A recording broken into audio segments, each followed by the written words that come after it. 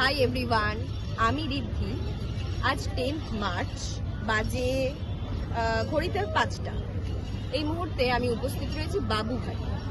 আর কিছুক্ষণের মধ্যেই শুরু হতে চলেছে এখানকার ঐতিহ্যবাহী সন্ধ্যারতি। বাবুঘাটে পড়ন্ত বিকেলে সূর্যাস্ত হচ্ছে। চোখ রাখবো গঙ্গার পাড়ের বিখ্যাত সন্ধ্যারতির দিকে। চলুন।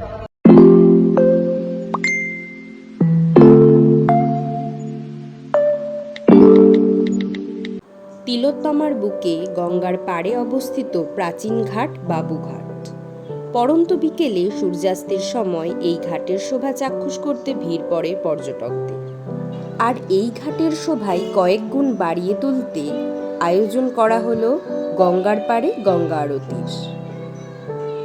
সূর্যাস্ত হতে হতেই আয়োজন শুরু হয়ে যায় সন্ধ্যারতির।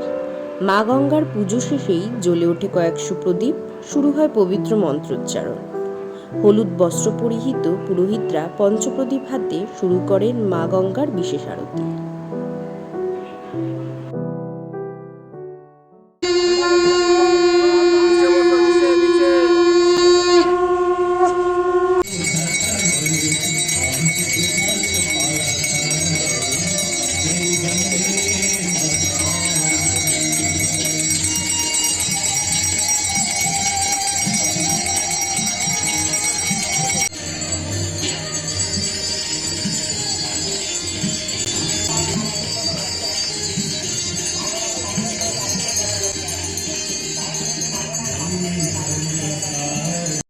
বারাণসীর দশাশ্বমেধ ঘাটের ধাঁচে এই গঙ্গা আরতির আয়োজন।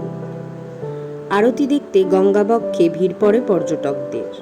রাজ্যের মুখ্যমন্ত্রী মমতা বন্দ্যোপাধ্যায়ের পরিকল্পনায় 2023 সাল থেকে এর শুভারম্ভ। গঙ্গা বন্দনার এই বিশেষ ব্যবস্থার দায়িত্বভার কলকাতা পুরসভা। বাজা কদমতলা ঘাটে বা বাবুঘাটে আরতির আয়োজন সপ্তাহের 7 দিনই। সন্ধ্যা 6টা নাগাদ থেকে শুরু হয়, চলতে থাকে প্রায় 7টা পর্যন্ত। অসাধারণ এক সন্ধ্যা আরতির সাক্ষী থাকলাম আজ। তিলোত্তমার বুকে এ এক অপরূপ অভিজ্ঞতা। আরতির একদম শেষ ভাগে পৌঁছে গেছি। শেষে সমবেত কণ্ঠে গঙ্গামাতার জয়ধ্বনি।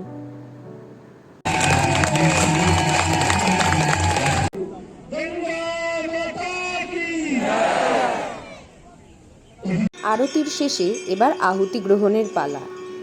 দর্শনার্থীরা জড়ো হন গঙ্গার পাড়ে।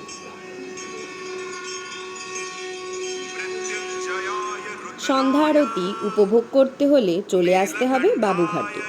আমরা গিয়েছিলাম বনগাঁ মাঝেরহাট চক্র রেলের ইডেন গার্ডেন স্টেশন থেকে।